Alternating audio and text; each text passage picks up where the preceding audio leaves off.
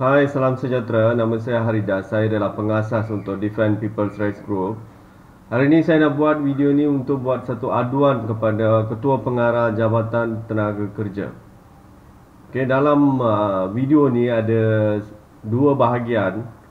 Di mana bahagian pertama saya nak buat beberapa cadangan kepada para pegawai bagaimana kita boleh berunding untuk selesaikan masalah antara saya dengan pegawai dan juga banyak pihak lagi.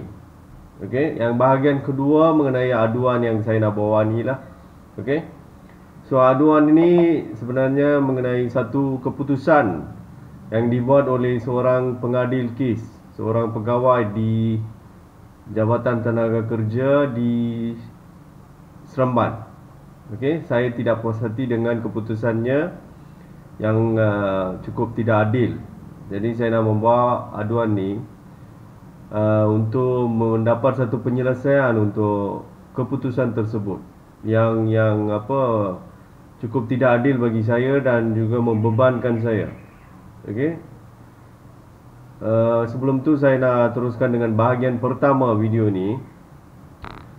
Semua kerja, boleh dikatakan kerja-kerja jahat yang dibuat oleh para pegawai baru-baru ini terhadap saya percaya mereka sengaja menyusahkan saya dengan mengharapkan saya akan lantik peguam untuk banyak aduan, banyak kes saya.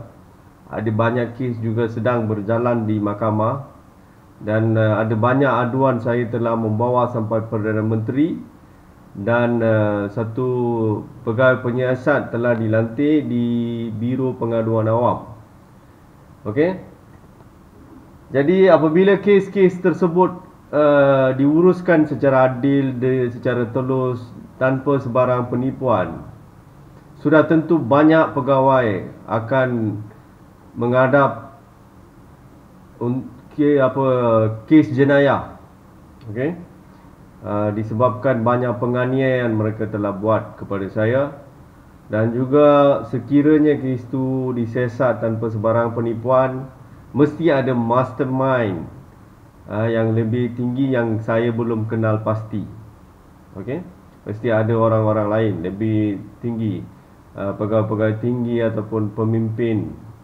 Okey, yang saya syak kemungkinan besar ada pemimpin terlibat dalam penganiayaan terhadap saya dari Parti Barisan Nasional dan juga mungkin jadi Perikatan Nasional juga. Okey.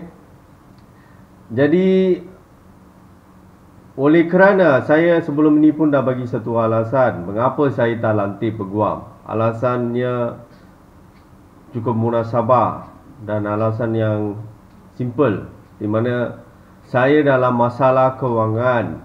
Jadi saya tak ada wang untuk lantik peguam. Okey. Itulah sebabnya.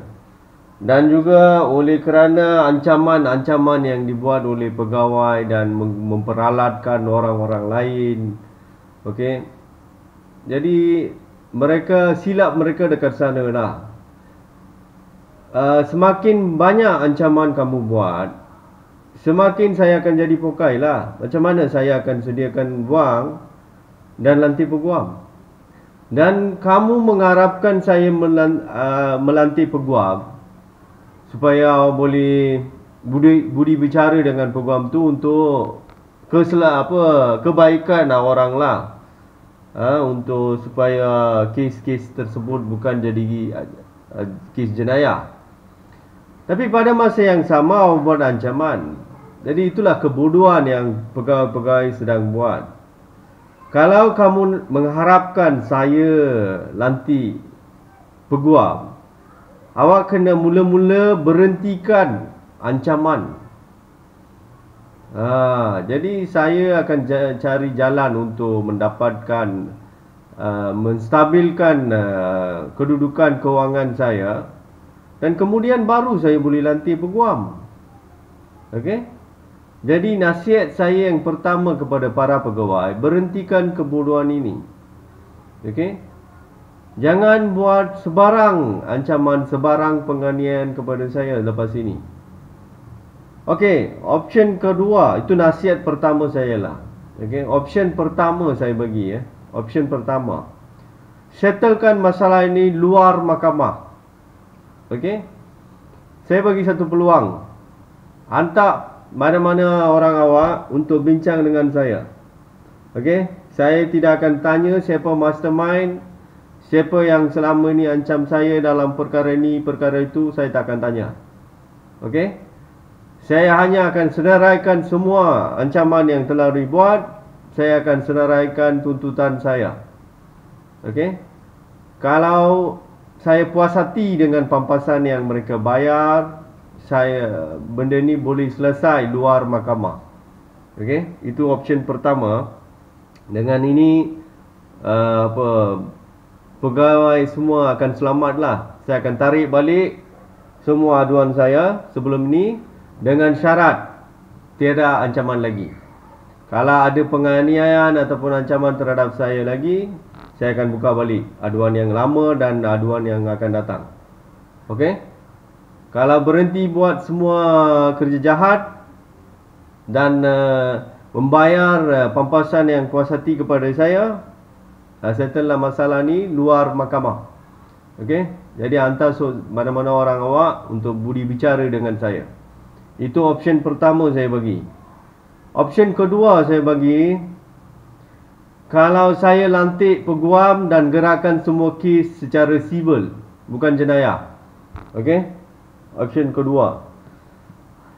Tapi kalau kita bandingkan option pertama dan option kedua ni, masih siasatan kena buat juga. Masih kes akan jalan, masih kena tunjuk pesalah-pesalah. Okey. Walaupun mereka tunjuk mastermind, masih kamu kena tunjuk, mangsakan siapa pegawai lah untuk setiap perkara. Okey. Jadi lebih rumit juga berbanding dengan option pertama. Settlekan luar mahkamah lagi selamat untuk para pegawai. Kalau option kedua, masih mereka boleh selamatkan mastermind.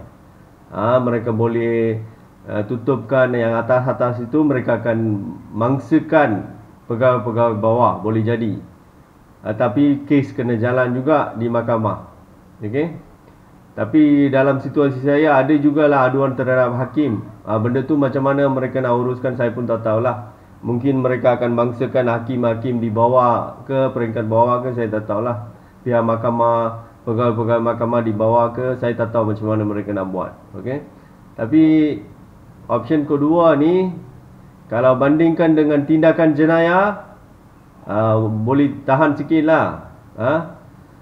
Lebih selamat kalau saya gerakkan kes saya dengan semuanya tak ada peguam. Kalau tak ada peguam, saya ada option apa? Jadi tindakan sivil saya tak boleh lah, tak mampu, tak ada wang untuk lantik peguam.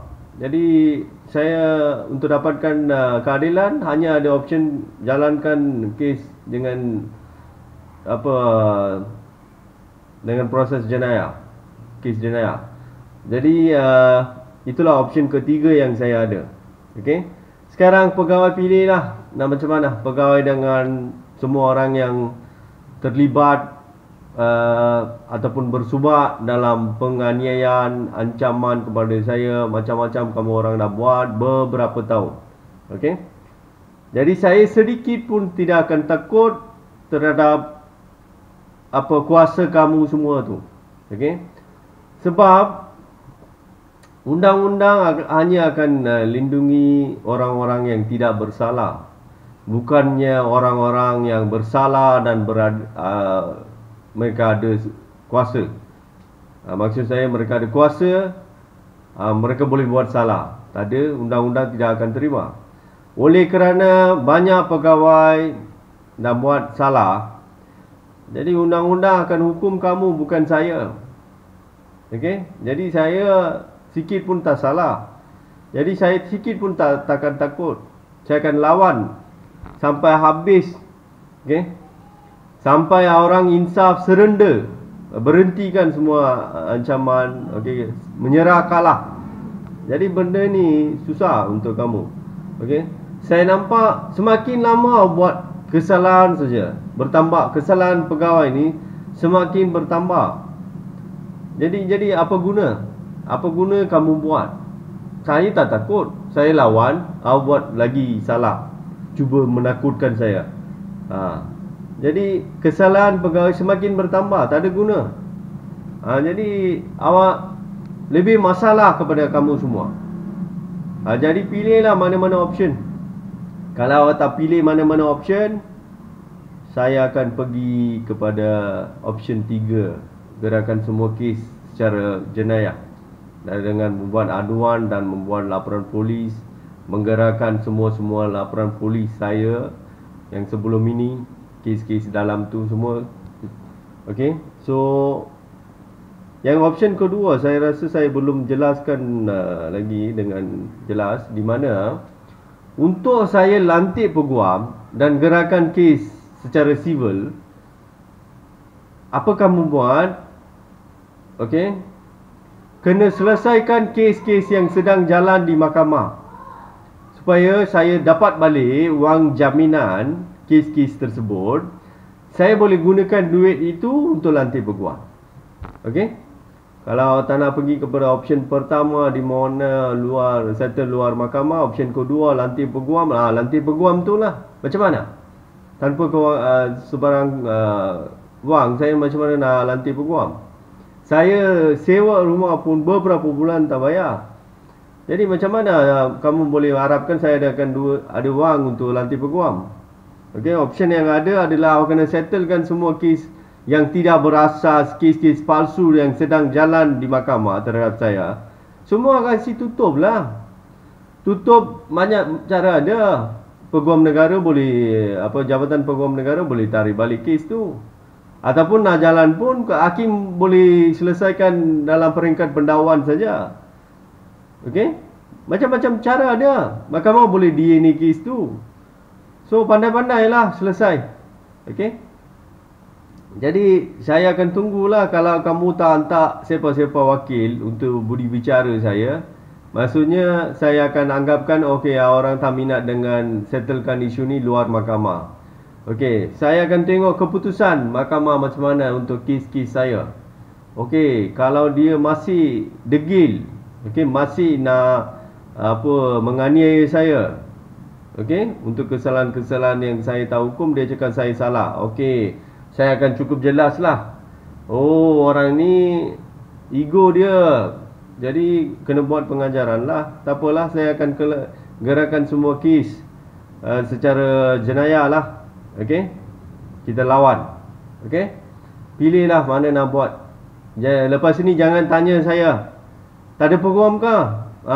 Hakim-hakim, majistret semua, jangan tanya saya lagi, tak lantik peguam ke? Saya dah banyak kali jawab dah.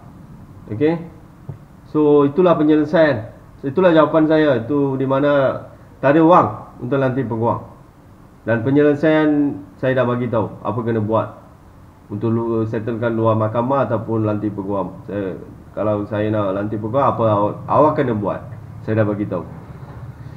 Okey, saya bahagian kedua dalam video ni mengenai aduan yang saya nak sampaikan kepada Ketua Pengarah Jabatan Tenaga Kerja. Okey, saya harapkan Ketua Jabatan Tenaga Kerja akan sampaikan maklumat bahagian pertama saya kepada semua jabatan lah.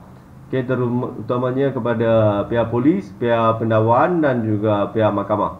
Okay, mereka yang menghadapi banyak masalah dengan saya sekarang. Okay, mengenai aduan saya,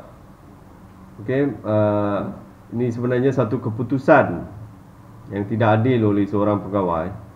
Okay, saya percaya pegawai itu bertindak macam tu supaya benda perkara yang sama lah, harapan mereka yang sama, di mana mereka nak saya lantik peguam. Okey, sehingga itu mereka tak nak bagi sebarang keadilan kepada saya. Mereka nak menyusahkan saya dengan bertindak tidak adil. Itu yang saya faham lah. Okey, kes ini sebenarnya saya telah memfailkan satu tuntutan untuk 8 hari saya kerja di sebuah syarikat. Lepas tu ada masalah dengan syarikat, saya berhenti kerja. Saya buat oleh kerana syarikat bagi tahu saya mereka tak nak bayar gaji, Jadi saya terpaksa filekan satu tuntutan gaji di Mahkamah Buruh. Okey, Mahkamah Buruh saya telah filekan kes tu. Kemudian syarikat dah bayar sebahagian gaji itu. Jadi balance gaji lebih kurang dalam 300 lebih. At last tuntutan itu hanya kepada 300 lebih ringgit lah daripada syarikat. Okey. Kemudian pihak syarikat pula filekan satu lagi kes terhadap saya dengan alasan saya tak bagi notis berhenti kerja secara bertulis. Okey, itulah tuntutan mereka, notis notis ganti notis lah. Okey, 1 bulan. So kes mereka kedua itu didengar oleh pegawai yang sama. Dua-dua kes didengar secara serentak dan diberi keputusan secara serentak. Okey. Okey, mereka punya tuntutan, yang syarikat punya tuntutan, saya tak boleh cakap dia tipu. Memang saya tak bagi surat berhenti kerja secara formal. Tapi saya cakap keputusan itu tidak adil kerana pegawai itu mengabaikan banyak fakta kes yang lain di mana menunjukkan syarikat tidak ada hak untuk membuat tuntutan itu. Okey.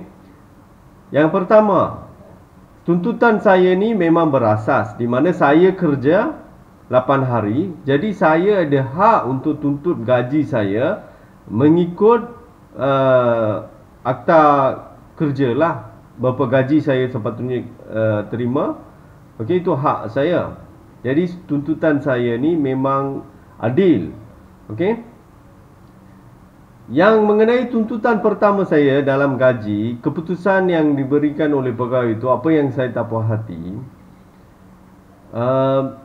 untuk mencari gaji basic satu hari ataupun kiraan overtime, mereka akan bahagi gaji basic satu bulan ni yang buat masa kini adalah 1,500 dan dibahagi dengan 26.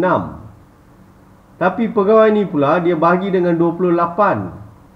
Jadi kiraan gaji basic dan juga gaji overtime saya adalah kurang daripada sepatutnya saya terima. Itu yang saya tidak puas hati dengan keputusan pertama pegawai itu, di mana dia guna formula yang salah, di mana dia merugikan saya sedikit. Okey, itu yang saya tak puas hati dengan keputusan pertama. Keputusan kedua pegawai itu yang mengarahkan saya bayar 1,500 kepada syarikat. Itu yang saya cakap cukup tidak adil. Saya kerja 8 hari, takkanlah saya kena bayar syarikat 1,500. Saya hanya kerja 8 hari. Okey? Dan oleh kerana syarikat memberi masalah, saya berhenti. Okey? Berikut saya nak bagi alasan-alasan saya mengapa syarikat, walaupun mengikut undang-undang, saya kena bagi notis sebelum berhenti. Okey, mengapa saya nak bagi tahu syarikat tu tidak ada hak untuk saman saya untuk mendapatkan gaji notis ganti gaji lah 8 hari itu. Ganti notis. Okey, saya kena bagi notis, saya tak bagi notis, jadi dia akan minta ganti dengan gaji lah notis tu. Okey. So alasan pertama saya adalah saya hanya kerja 8 hari. Okey. Walaupun provision period tidak ada dalam undang-undang, tapi benda tu diikut oleh banyak negara lah. Mereka ikut provision period. Okey, syarikat mengaku tidak sign apa-apa kontrak pelantikan kerja saya. Hanya saya mengisi borang permohonan kerja. Okey, syarikat sendiri mengaku mereka tidak memberi apa-apa, tidak membuat apa-apa kontrak dengan saya. ataupun mereka tidak bagi apa-apa surat tawaran.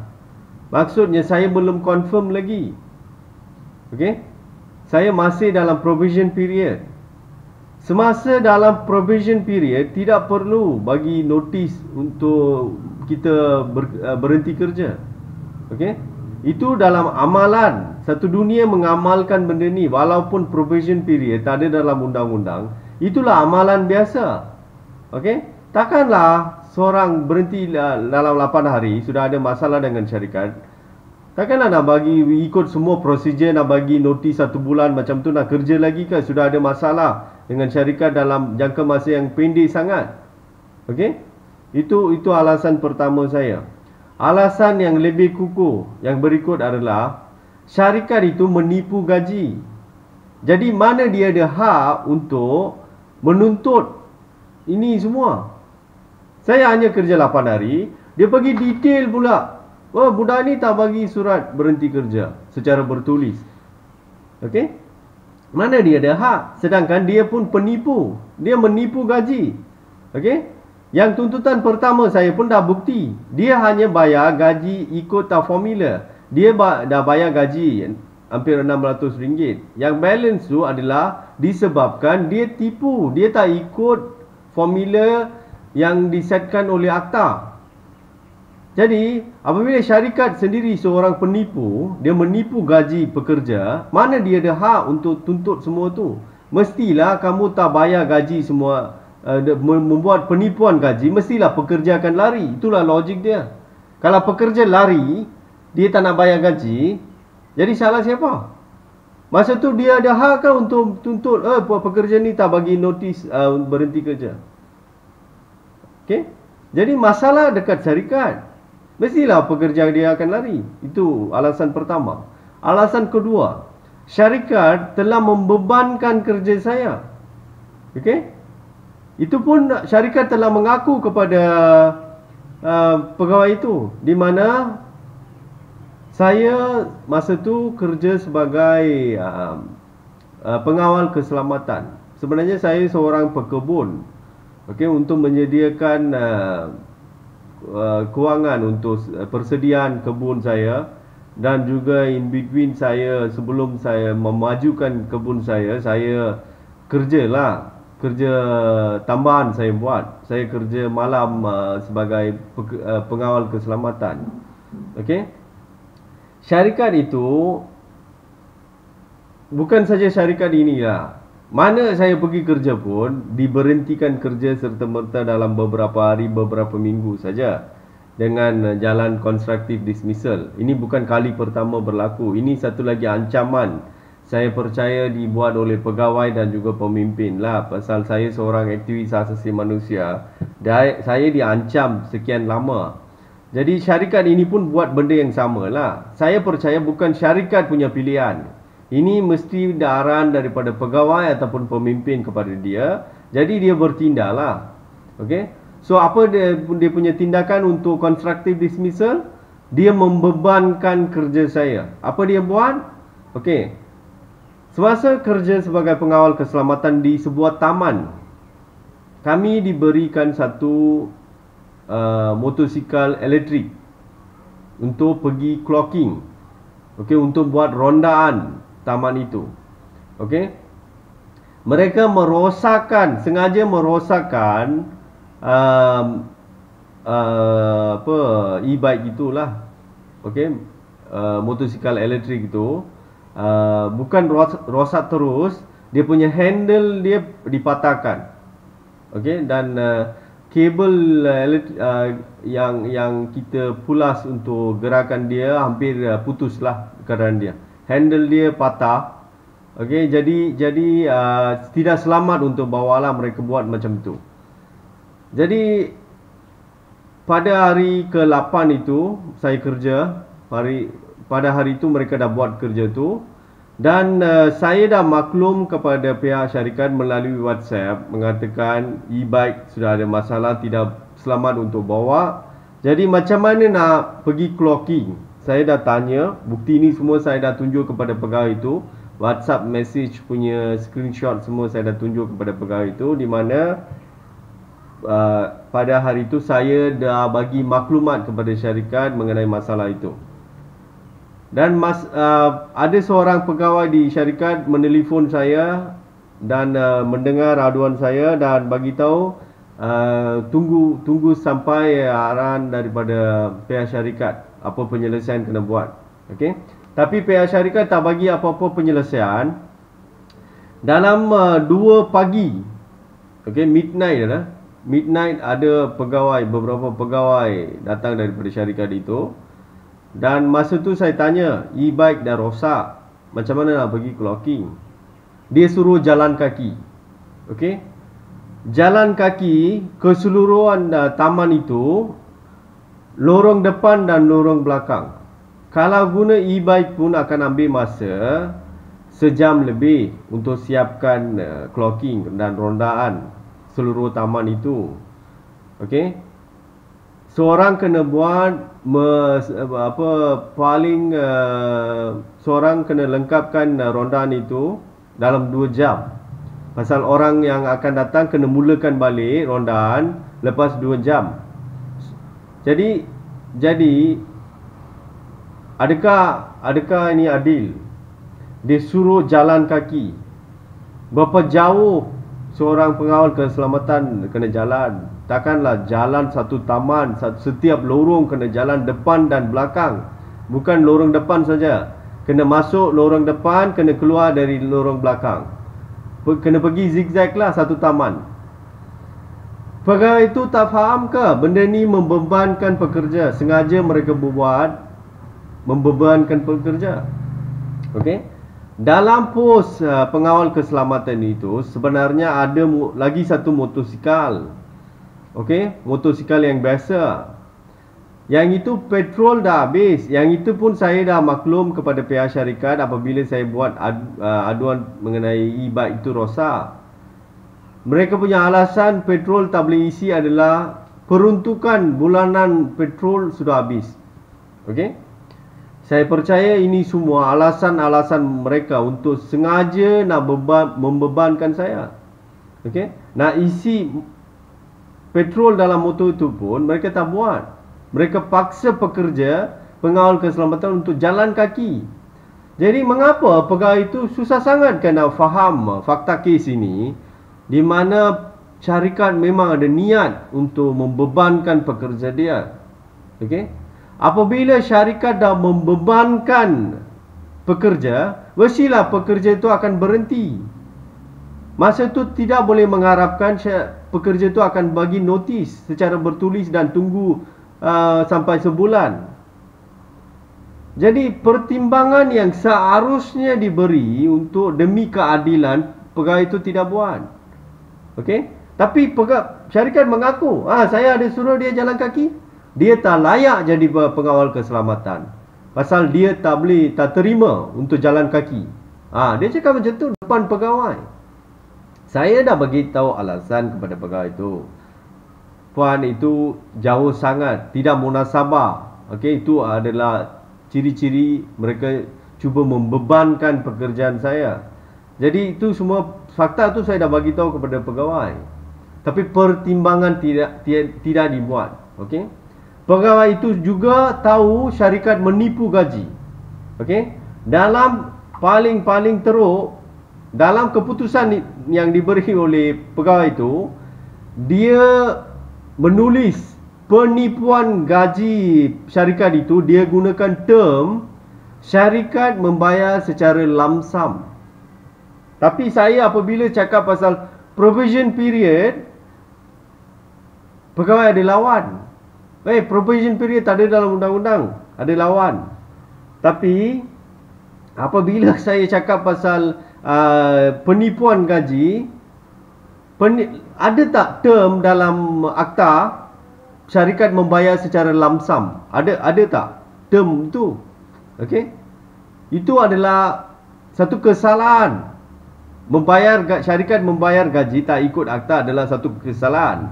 Yang itu macam pegawai pula cari satu perkataan untuk nampak benda tu tak salah. Dia create satu term, syarikat telah membayar secara lump sum. Okey? Jadi pegawai itu dia pasti syarikat membuat penipuan gaji. Jadi dia yang itu pun pegawai itu tidak ambil kira penipuan gaji. Apabila syarikat menipu gaji, mestilah pekerja dia akan lari. Jadi mana dia ada hak untuk tuntutan macam ini? Untuk tak bagi notis berhenti kerja, mana dia boleh tuntut, sedangkan dia membuat penipuan gaji. Okey? Pertimbangan itu pun tidak dibuat. Okey? Syarikat juga menunjukkan satu surat KDN, saya gagal tapisan keselamatan. Jadi dia itu bercanggah dengan harapan dia, di mana awak sendiri cakap saya tidak boleh terus jadi pengawal keselamatan di syarikat kamu. Bagaimana saya kena bagi satu notis dan sambung kerja?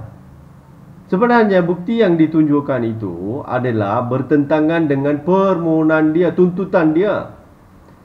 Okey? Tengoklah situasi dia. Dia cakap saya tak bagi notis berhenti kerja. Lepas bagi notis tu apa akan jadi? Okey? Saya kena bagi satu notis dan kena kerja 14 hingga sebulan lagi mengikut surat tawaran. Kalau tidak diberi surat tawaran, kena ikut akta sebulan, kena kerja. Okey? Jadi, dia sendiri cakap, awak gagal tapisan keselamatan. Macam mana nak sambung? Jadi dalam situasi itu, dia kena, syarikat pengawal keselamatan itu kena berhentikan pekerja itu. Okey? Jadi dia tunjukkan satu bukti untuk lawan tuntutan dia sendirilah. Okey? Jadi lagi satu, mereka cakap saya telah melanggar kontrak dengan alasan saya 2 hari berturut-turut tak pergi kerja tanpa bagi tahu apa-apa kepada syarikat lah. Itu yang dinyatakan oleh akta. Okey. Dalam situasi ini saya tak langgar kontrak. Yang mana kalau ikutkan bulat-bulat, ikutkan apa yang dicakap oleh akta lah. 2 hari tak pergi kerja tanpa maklumat, dianggapkan akta section itu menganggapkan saya langgar kontrak. Kan saya dah hantar WhatsApp message. 2 message saya hantar kepada satu message saya hantar kepada 2 pihak syarikat mengatakan keputusan saya pada hari itu saya nak berhenti. Pasal dia suruh jalan kaki, membebankan kerja saya.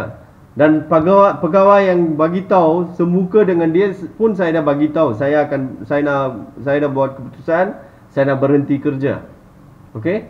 Dan 2 pihak syarikat saya dah WhatsApp bagi tahu mereka saya nak berhenti. Satu daripada mereka dah balas pun kepada saya. Okey? Dalam mesej tu saya cakap saya dah akan berhenti supaya kita tidak masalah ni bukan bersambungan lah. Dan saya minta semua gaji saya 8 hari itu bayar mengikut akta. Itu saya bagi tahu mereka. Dan saya sudah nyatakan satu hari berapa overtime saya buat. Semua tu saya dah nyatakan dalam mesej itu. Dan salah satu orang daripada yang menerima mesej tu dah reply saya. Okey, dia akan bagi tahu kepada pegawai lain untuk menguruskan benda tu. Maksudnya, saya dah bagi maklumat kepada syarikat di mana saya nak berhenti kerja. Jadi mana ada pelanggaran kontrak mengikut akta itu, sedangkan saya dah bagi tahu. Itu kalau saya tak bagi apa-apa maklumat dan selama 2 hari kepada syarikat dan saya tidak hadir ke kerja, baru boleh dianggapkan saya sebagai saya langgar kontrak. Okey? Jadi pelanggaran kontrak tidak berlaku lah. Tapi tuntutan itu masih kalau tak ada apa-apa kesalahan, kesilapan syarikat, saya terima. Okey, saya masih kena bagi tahu kecuali provision period. Masih saya akan boleh lawan dengan provision period tatkala dekat Malaysia. Dekat Malaysia nak harapkan pegawai bertindak adil tu susah sikit juga. Dia keadilan tu sudah padam daripada semua minda pegawai lah. Dia tak akan faham keadilan. Okey. Okey, yang kedua, alasan yang kedua yang syarikat membebankan kerja saya dan juga syarikat menipu gaji, itu tidak boleh lawan alasan itu. Itu bukan pertimbangan yang boleh buat oleh pegawai. Yang probation period dia boleh lah, pasal tak ada dalam akta. Penipuan gaji adalah kesalahan jenayah. Okey? Yang itu dia tak boleh buat pertimbangan ke? Undang-undang menerima alasan ini yang apa membebankan kerja, tidak boleh. Mengikut undang-undang, syarikat tidak boleh membebankan kerja, sengaja membebankan kerja pekerja. Syarikat tidak boleh buat. Okey? So, jadi pertimbangan yang ini pun pegawai tidak boleh buat, tidak buat dalam keputusan dia. Sedangkan syarikat telah mengaku dia telah suruh saya jalan kaki seluruh taman itu untuk buat rondaan. Okey? Dan syarikat telah mengaku mereka tak ikut akta membayar gaji. Dan bukti telah diberi kepada pegawai pembayaran yang mereka bayar untuk 8 hari. Okey? Syarikat telah tunjukkan, okey, tengok 600 lebih kami dah bayar. Tapi 600 lebih itu untuk kira jumlah jam saya kerja, overtime semua, dia short 300 lebih. Okey? Jadi itu terbukti syarikat menipu gaji.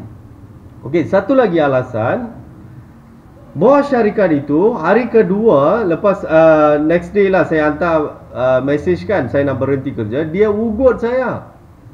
Okey? Dia ugut saya pasal, okey, saya cakap saya nak berhenti pasal mereka susah bebankan kerja saya. Jadi saya nak berhenti kerja lah. Jadi dia tanya pasal message yang saya minta kan dalam message tu saya minta bayar gaji ikut akta. Yang itu dia ugut saya. Dia marah saya dulu. Dia marah saya dulu. Masa awak buat permohonan pun saya dah bagi tahu gaji kami bayar setakat ini saja. Okey, yang mana tak ikut akta lah. Okey, dia cakap satu hari kerja 12 jam, kerja sebulan complete dapat 2,000 saja. Okey, obviously menipu gaji. Okey, kami tak ada pilihan, kami bersetuju sajalah untuk dapatkan satu kerja, terpaksa bersetuju pasal bukan syarikat dia saja yang menipu gaji. Kebanyakan syarikat menipu gaji. Saya pun tak tahu apa pegawai sedang buat. Okey, jadi kami mana nak kerja? Kalau nak pilih syarikat yang bayar gaji ikut akta, mana dah boleh dapat kerja?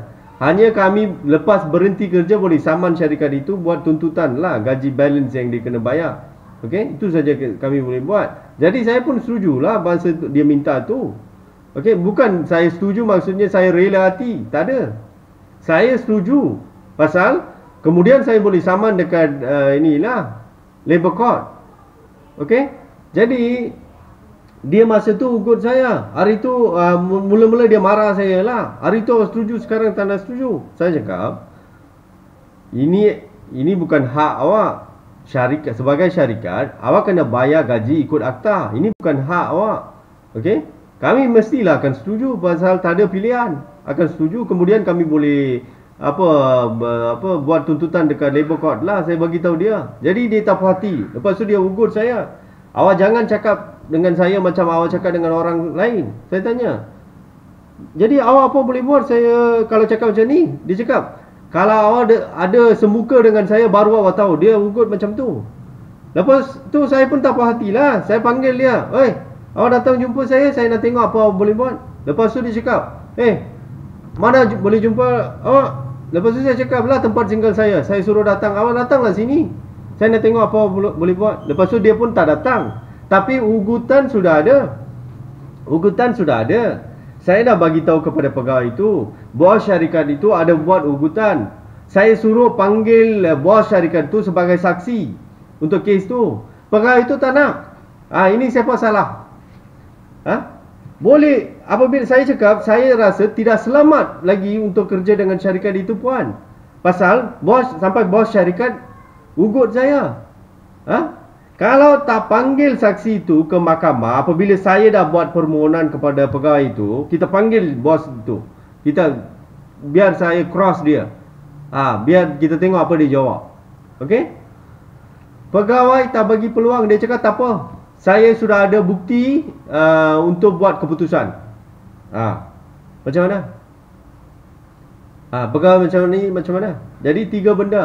Syarikat membebankan kerja, syarikat menipu gaji, okey, syarikat mengugut saya. Okey, mengugut. Yang dua ni dah terbukti depan pegawai.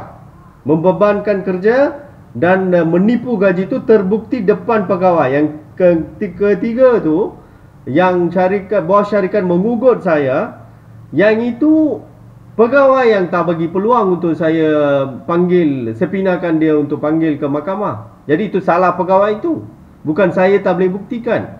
Okey. Yang keempat adalah satu amalan keseluruhan dunia. Dalam provision period, kita tak perlu, tidak wajib.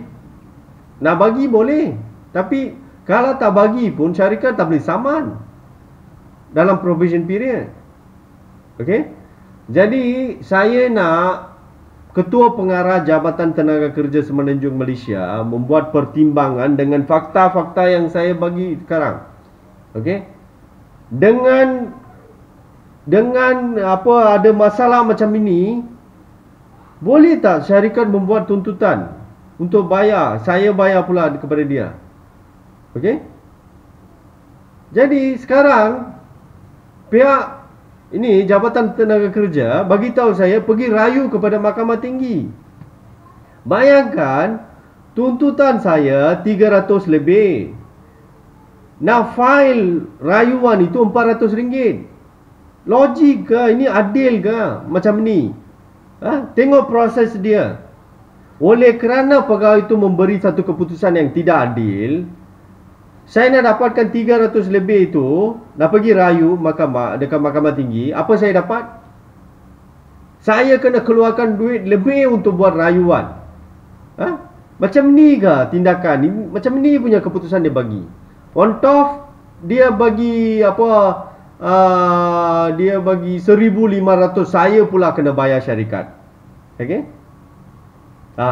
Jadi permohonan saya dalam video ni, dan juga saya akan buat aduan secara bertulis, buat pertimbangan balik. Tak munasabah saya buat rayuan dekat mahkamah. Itu saya terima, itu common process. Common process tu adil tak dalam situasi ini? Tuntutan pun tak sampai RM400. Nak rayu file dokumen itu pun RM400. Jadi proses itu, yang common process tu, tak munasabah dalam situasi ini. Jadi saya buat aduan lebih atas, betulkan keputusan yang tidak adil pegawai itu. Okey? Saya tak nak pegawai itu diambil tindakan tata tertib, itu semua bukan harapan saya. Saya tak minta apa-apa tindakan terhadap pegawai itu, pasal dari pandangan saya, ada pihak atasan paksa pegawai itu bertindak macam tu supaya saya lantik peguam. Itu yang saya faham. Okey? Pegawai itu diarahkan untuk bertindak tidak adil. Itu yang saya percaya. Jadi saya tak nak apa-apa tindakan pada pegawai itu. Kalau nak hukum, cari siapa yang memberi arahan kepada pegawai itu. Dia yang sepatutnya dihukum, bukan pegawai itu kena hukum. Okey? Tujuan aduan saya ni hanya saya nak dapat keadilan. Betul apa? Dua keputusan diberi. Keputusan pertama, formula kiraan gaji itu betulkan dan arahkan syarikat untuk bayar saya amount itu. Yang balance gaji yang dia kena bayar. Yang itu permohonan pertama saya dalam aduan ni. Permohonan kedua, keputusan kedua yang tidak adil, yang suruh saya pula bayar 1,500 kepada syarikat itu, tukar, buang keputusan itu, buang kes syarikat itu. Itu kes yang tidak asas. Maksudnya saya tak perlu bayar apa-apa kepada syarikat lah. Keluarkan keputusan yang baru untuk keputusan kedua oleh pegawai itu. Okey? Okey, itu saja maklumat yang saya nak sampaikan dalam video ni. Saya akan buat secara bertulis. Okey, walau apapun saya nak Ketua Pengarah Jabatan Tenaga Kerja melihat video ni untuk faham semua maklumat yang saya nak sampaikan. Bahagian pertama tadi, mengenai settlekan masalah ini antara pegawai dengan saya. Okey, dan juga mengenai aduan inilah. Okey. Dengan ini saya tamatkan video saya di sini. Sekian, terima kasih.